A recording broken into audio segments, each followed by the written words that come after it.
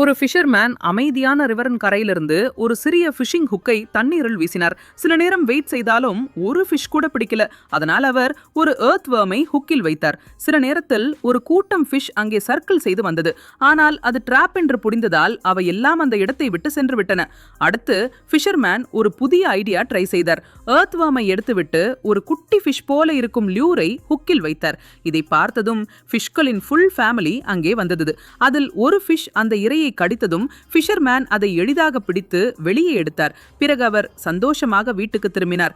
அந்த நேரத்தில் மீதமிருந்த ஃபிஷ்கள் என்ன நடந்தது என்று புரியாமல் தங்களின் சகோதரனை தேட ஆரம்பித்தன. இப்போது நீங்கள் சொல்லுங்கள், நேரம் முழுவதும் பேஷன்ஸா காத்திருந்து ஒரு ஃபிஷ் பிடித்து வீட்டுக்கு சென்ற ஃபிஷர்மேனை பார்த்து பாவம் தோன்றுகிறதா, அல்லது ஃபேமிலியிலிருந்து பிரிந்த அந்த குட்டி ஃபிஷ்ஷை பார்த்து பாவம் தோன்றுகிறதா? உங்கள் ஃபேமிலிக்காக லைக் செய்ய மறக்காதீர்கள்.